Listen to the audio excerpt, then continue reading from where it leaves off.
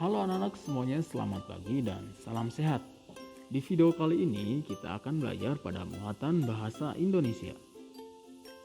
Pertama, kita akan belajar penggunaan huruf kapital. Huruf kapital digunakan pada huruf pertama di awal sebuah kalimat. Huruf kapital juga digunakan saat menulis kata Tuhan dan kata ganti Tuhan.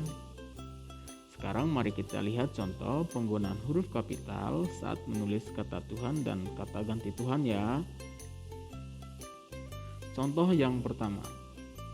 Sebelum belajar, kita sebaiknya berdoa kepada Tuhan yang Maha Esa. Contoh yang kedua, berdoalah kepada yang Maha Pengasih dan Maha Penyayang. Dan contoh yang ketiga, kamu tidak perlu gelisah karena ada Tuhan yang Maha Tahu. Nah, anak-anak, itu tadi contoh penggunaan huruf kapital saat menulis kata Tuhan dan kata ganti Tuhan ya. Di sini kata yang menunjukkan kata ganti Tuhan adalah yang Maha Esa, Maha Pengasih, Maha Penyayang, dan yang Maha Tahu. Nah, itu adalah contoh kata ganti Tuhan. Nah, anak-anak, selanjutnya kita akan belajar penggunaan huruf kapital pada nama diri. Nah, anak-anak, kita sudah mempelajari penggunaan huruf kapital untuk menulis kata Tuhan dan kata ganti Tuhan ya. Sekarang kita akan belajar penggunaan huruf kapital pada nama diri. Huruf kapital juga digunakan untuk menulis nama diri. Nama diri adalah nama seseorang. Sekarang mari kita lihat contohnya. Hari ini Beni bersama keluarga berkunjung ke rumah kakek dan nenek. Lalu ada contoh yang berikut. Adik Lani bernama Desi. Nah, anak-anak, itu tadi contoh penggunaan huruf kapital pada nama diri ya. Selanjutnya kita akan belajar penggunaan tanda titik dalam kalimat. Saat menulis sebuah kalimat, kamu juga harus memperhatikan penggunaan tanda titik. Tanda titik digunakan untuk mengakhiri sebuah kalimat. Tanda titik ditulis setelah kata terakhir dalam sebuah kalimat. Sekarang mari kita lihat contohnya. Fitri dan Komang berangkat sekolah bersama-sama. Pada kalimat Fitri dan Komang berangkat sekolah bersama-sama, di akhir kalimat diberi tanda titik. Nah, anak-anak, itu tadi contoh penggunaan tanda titik dalam kalimat ya. Sekarang kita akan belajar menggunakan tanda titik dalam percakapan. Tanda titik digunakan pada akhir kalimat.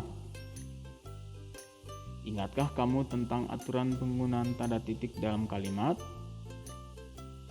Tanda titik digunakan untuk mengakhiri suatu kalimat. Sekarang mari kita lihat contoh menggunakan tanda titik dalam percakapan ya.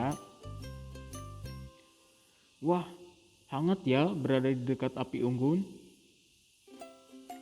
Iya, kamu benar Rudi.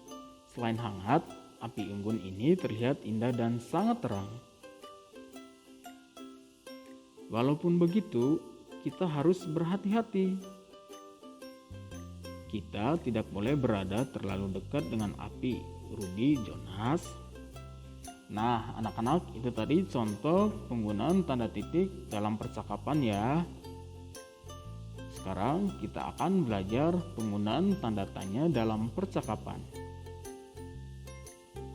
Kalimat tanya adalah kalimat yang dibuat menggunakan kata tanya. Kata tanya dalam bahasa Indonesia biasanya diawali dengan kata apa, siapa, di mana, mengapa, kapan, dan bagaimana. Saat membuat kalimat tanya, kamu harus memberi tanda tanya di akhir kalimat. Ya, jadi pada saat membuat kalimat tanya, kita harus memberi tanda tanya di akhir kalimat ya. Kalimat tanya juga dapat dibuat dengan menambahkan partikel kah pada suatu kata. Contoh, apakah kamu setuju dengan pendapatku tadi, Benny?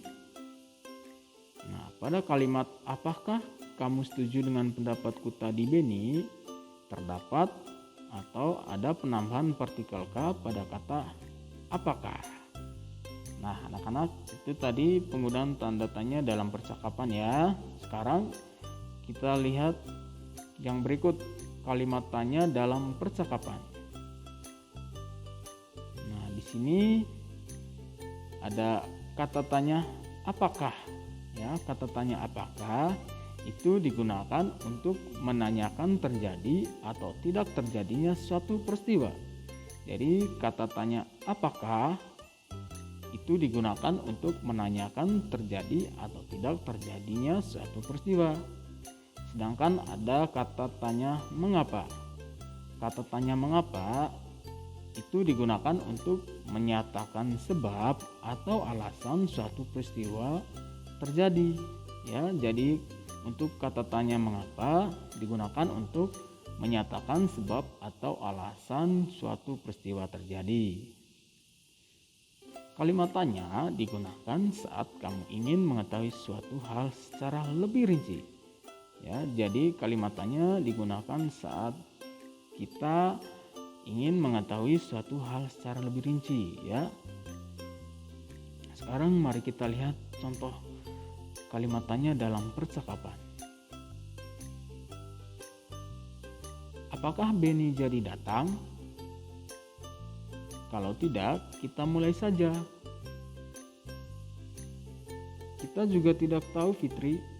Kemungkinan dia tidak datang. Mengapa akhir-akhir ini Benny jarang belajar bersama kita ya? Mungkin dia lagi ada urusan bersama keluarga. Nah, anak-anak, ini adalah contoh kalimat tanya dalam percakapan ya.